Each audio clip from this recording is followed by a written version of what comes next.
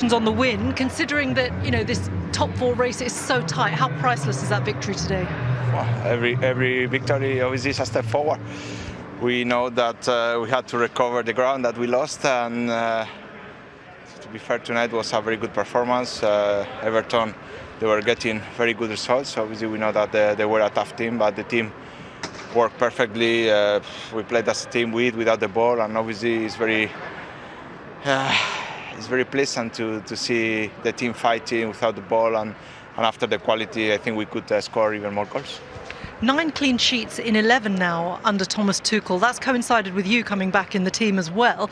What is different in this side at the moment? What is behind that defensive solidity? Is it you? No, I'm a part of the team that is working very hard, since the striker to the goalkeeper. Everybody is doing the dirty job, and if you see the way we fight for the ball, the way the strikers, they press the ball and allows the defenders to push the line high, obviously it's less dangerous, and I'm very happy with that, because the effort, when you are in the Premier League, you need the effort from everybody. We know how tough it is to replicate it every 3 days.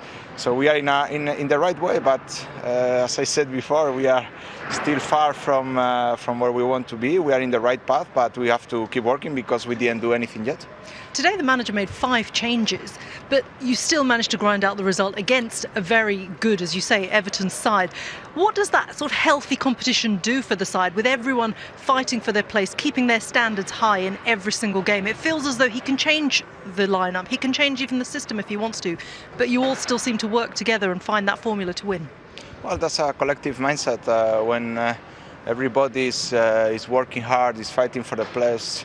When you are playing for Chelsea, is the top club in the world, and you have to fight for your place. There is nothing easy, and when you step on the pitch, the manager gives you the chance. You have to be at your best, and in every training session, even when you don't play, the day after, the guys, everybody train very hard, and that's why I think when the changes comes in, everybody's ready for it.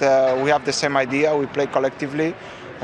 Sometimes we adapt to different system, in the same system, different players, which it means there is a different style of play, but the most important thing is that we are thinking in the same way. Thank you very much. Thank you very much. We'll see when we go into it. It was slack marking for me from Everton, but you have to say Callum Hudson-Odoi, who's been quite impressive. Anything that's going to happen from Chelsea, it's looked like it's going to come from him. He's been very lively. And then there you see the deflection off Ben Godfrey's unfortunate. But when you look at it here, Mason Holgate goes in with him. But the thing what he does now is that once he loses, he doesn't get back into the hole. So it gives Iwobi a problem, because now Iwobi's worried about Alonso. He has to pass him on because he's now worried about Hudson-Odoi coming. So he's left him. Mason Holgate's still not got in. And once that happens, then you see Michael Keane. He has to leave Kai Havertz because he's got to come across to Alonso.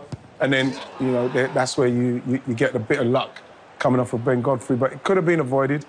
But like again, you know, I think Chelsea deserved to be in front. I think Michael Keane there as well has got to be screaming at Holgate not to go, because as soon as he goes, he leaves that gap. And as we saw, you know, they made the most of that opportunity. But I think Michael Keane, not saying it's his fault, but he's got to be calling Holgate. And as soon as Holgate goes, he has to win that ball. He's petrified of Callum Hudson-Odoi by the looks of things. He literally is following him in. Yeah. He's petrified of him. He's been brilliant this half, Hudson-Odoi. Well, let's talk about another player that you picked out, actually, in our pre-show. Christensen, impressed once again? Yeah, he's been brilliant. I mentioned him before the show, and I'm a big fan of his, but I think his distribution, you know, he's looking to get this ball into the midfield area as quick as he can. But I still think Sigurdsson's got to close him down there. That's a really good ball. That's the kind of ball I'd like to receive in there. And then here, he's 1v1, and at this point, you're looking at Richarlison to go towards goal, but he's read the game really well there. And I highlighted him before the game because I think he's very comfortable on the ball.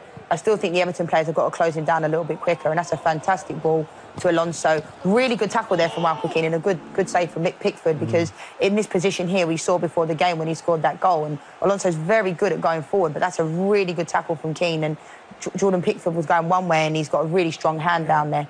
Overall, your thoughts on Chelsea in this first half? Yeah, I think, like I say, they deserved the 1-0 lead. But I'm a bit disappointed with Everton, if I'm being totally honest. But I expected Chelsea to have the possession they're having, but I just thought Everton would be a little bit more ruthless, knowing that they probably trained for them to have the ball, but they're just not ruthless enough when they do get the turnover. They're nowhere near it. And generally, watching Everton in this first half, the distribution has been pretty poor. Well, what's happened is they've getting, like I said, they haven't had a lot of the ball. So when you get into a situation like this, you've got Calvert-Lewin, good header over the ball, Richarlison, a good header over the ball. That's a poor ball in from Iwobi.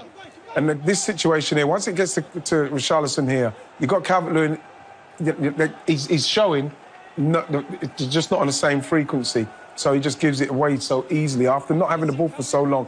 Brilliant from Alan. They get a ball in a situation where you think, right, let's see what we can do. Look, nothing up front. He's got to turn around. Richarlison's too far away. He should be closer to Eriksen. So then Calvert-Lewin can maybe play it into him. Then he gets on the shoulder, poor touch. I think they've come with a game plan as well to sit off with Chelsea, but they definitely need to make the most of when they have the ball. Absolutely. Not a lot of unforced errors, very poor quality in the final third. And I think, as I just said, they've sat off with them. But when they do get the ball, they're not going to get many opportunities in this game. So when they get it in the final third, they're going to have to make the most of it. So what does Ancelotti then need to change in this second half to get some sort of difference out of his team? I don't think it's what he needs to change. I just think they need to switch on a bit more, knowing that, OK, we've got to take our chances like we saw on the halfway line there, then winning the ball, Alan winning the ball. They've just got to be sharper on that because at the moment Chelsea are very comfortable. And if they're not careful of it, and Chelsea will score again early, then the game's over. They've got to take advantage when they win the ball, and then they've got to be more ruthless when they're in the last third. But right now, I'm sure Thomas Tuchel will be having a really good half-time team talk. He'll want them to build on that first half. Yeah, potentially. I mean, I want a little bit more from Kai Havertz and I want a little bit more from Timo Werner. I think, you know, people talk about price tags. It's not really about that. It's about their productivity on the pitch. And I think I don't want to be sitting here, you know, it shouldn't have even been an own goal. It should have already been in the back of net from Havertz. And I just want to see a little bit more conviction from him. But Timo Werner's penetrating through the middle, doesn't really get the ball that much. And I spoke about that before the game. He could go hunting for the ball and be in out of position. But I just want to see a little bit more from Kai Havertz and Werner. Right. Well, the question is, will we see more from him? Yeah, Thomas Tuchel certainly keeping the players on their toes, really using that squad. Eddie, let's have a look at how Chelsea took the lead tonight. It was an own goal, but Kai Havertz very much involved in that opening goal. Yeah, Havertz was involved in everything good tonight. His movement was very good. You see here, Holgate's gone in with Hudson-Odoi. I question whether Holgate should sprint back into position there to allow Alonso in the space, but Havertz, good run. Good contact on the ball that then obviously deflects off Godfrey, but that initially came from Iwobi, letting Alonso run off the back of him. Holgate probably not sprinting in to get back into position. Good start for Chelsea. And from then on, to be honest, I think Havertz's movement, Havertz and Werner in those little 10 pockets, they really started to dictate the game, particularly in the second half. Yeah, they really dominated, and Havertz winning the penalty as well. Faye for that second goal. Pickford taking him down, a clear penalty.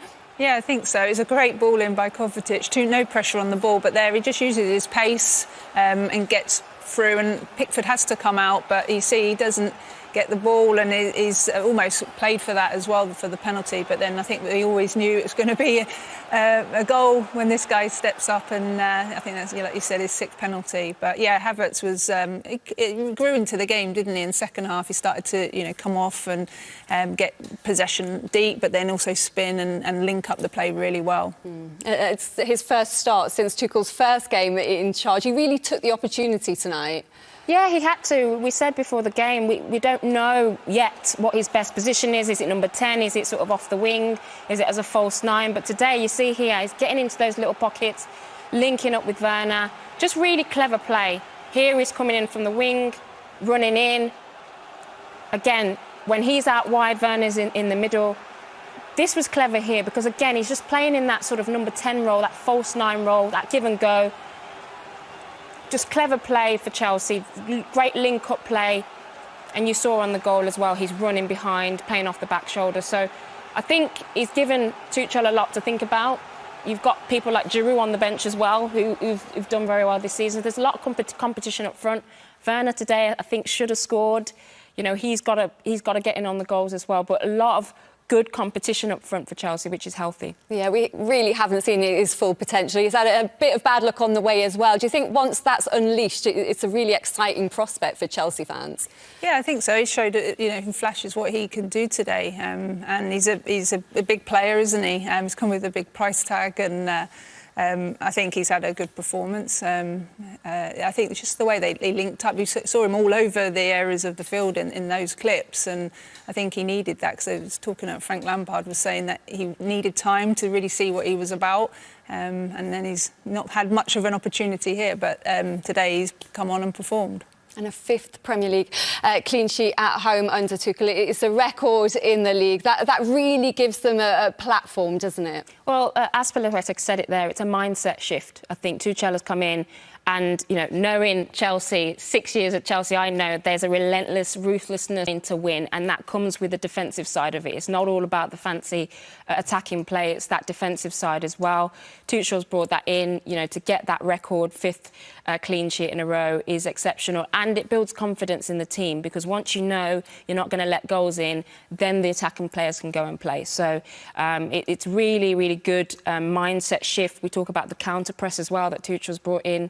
I think Chelsea are flying now. They've got momentum. Yeah.